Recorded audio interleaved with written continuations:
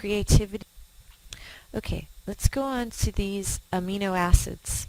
So the neurotransmitters that I had on those screens before, the acetylcholine, the serotonin, the dopamine, epinephrine, norepinephrine, those are very simple neurotransmitters. They're actually called the biogenic amines. Very simple. They're released all the time. They're taken back all the time. But now we're going to some more complex. So these are glutamate and GABA are one of the most common forms of amino acids.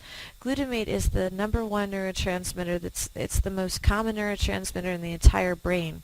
In fact, what your memory pathways are made of is the dumping of glutamate. So I'm going to put this as memory and learning.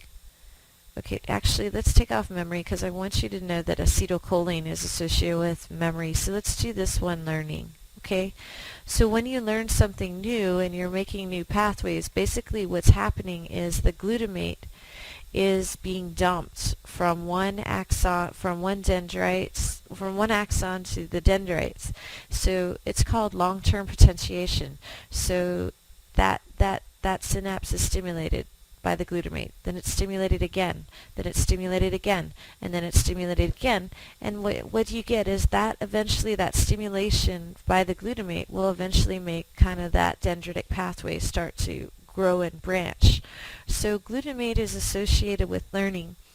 I don't really have a disease that's so much associated with glutamate. We're going to find out during the drug one that PCP works on it and ketamine works on it. But for right now, I'd just like you to know that it's associated with learning. Oh, I do want to talk about monosodium glutamate.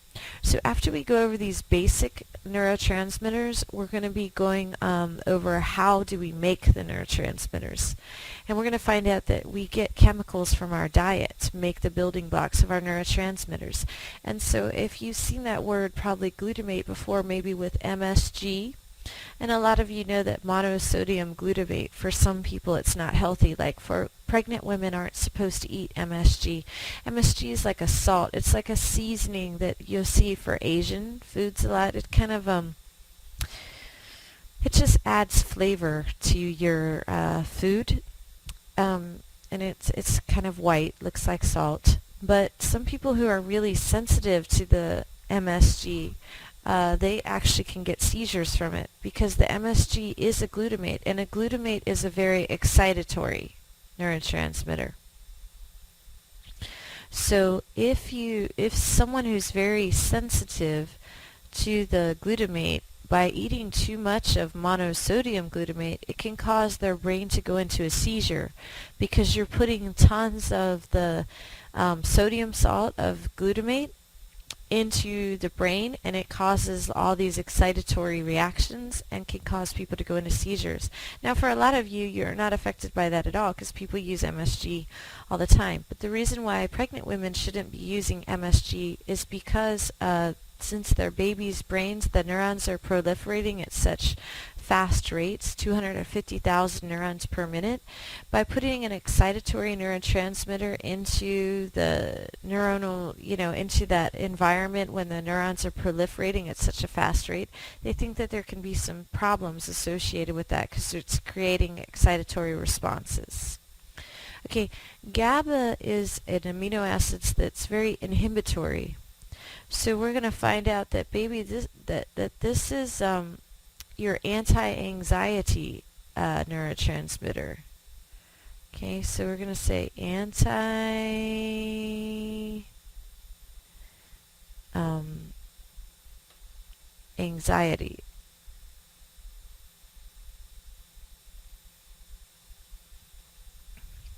Here we go. So we'll find out that alcohol increases the binding of GABA, so it's making the GABA work harder. So that's why you feel I don't feel anxious, nothing can really bother me. Basically, most of your anti-anxiety drugs are all going to work on the GABA receptors, and it just kind of makes you feel more relaxed. Okay, let's go to the next ones. Okay,